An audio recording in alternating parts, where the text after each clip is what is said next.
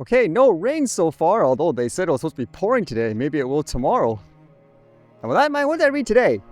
How about this first one? I guess it was some kind of agreement, which could mean drone productions rising up in certain places. This one was from the Turkish Aerospace. It says, we have signed a strategic memorandum of understanding with BAE Systems to collaborate on the development of uncrewed air systems, or known as drones.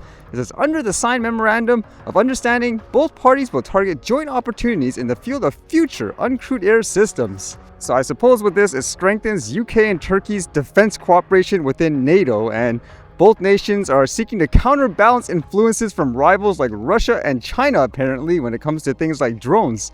It says, TAI is a state-backed Turkish firm and has emerged as a global drone powerhouse, exporting things like the Anka and Asungar UAVs to over a dozen countries, while BAE Systems apparently brings advanced Western engineering expertise from projects like the Tyrannus stealth demonstrator and contributions to the MQ-25 Stingray. By pulling these resources together, I guess these companies can excel in terms of trying to further innovate in the drone space. For example, things like design, autonomy, sensors, and as well, integrations with manned aircraft. So I guess overall this will help Turkey a lot, and as indicated in the article, lots of competition in terms of countries wanting to be the leader per se.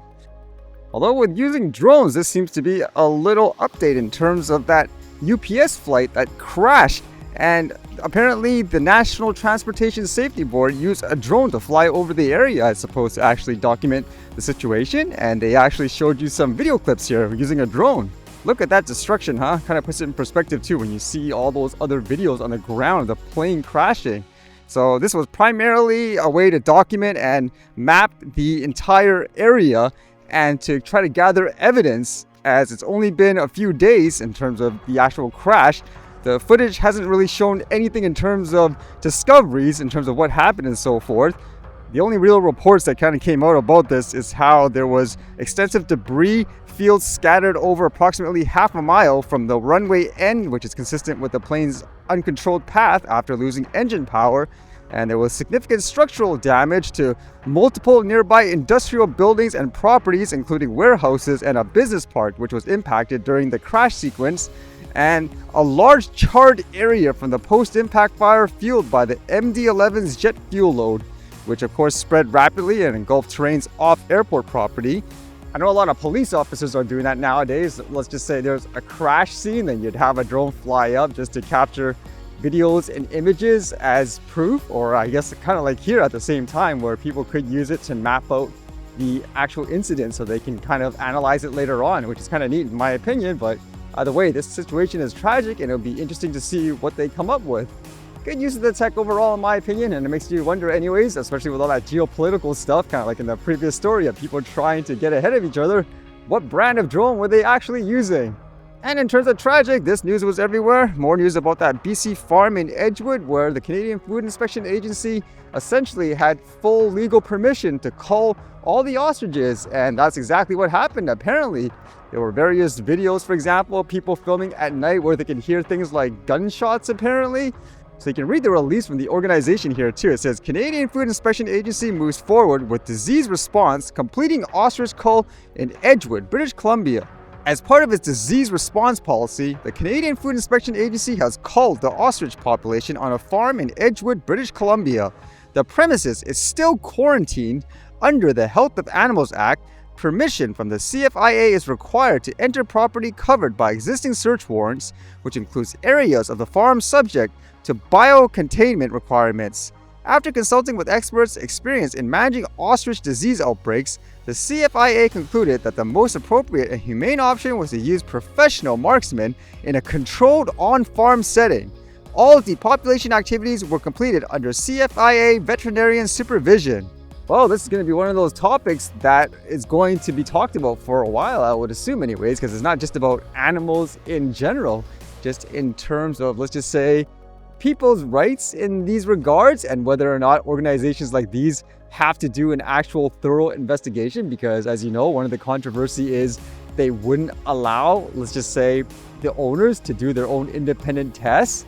And as well, there was kind of some other interesting notes that people were throwing out there where they were saying when you look at all the videos, for example, that does not look like it's 300 ostriches, and there's some theories where over the past couple of days they were actually killing the ostriches, or in this case, if there's that many missing, they could have actually transported them elsewhere.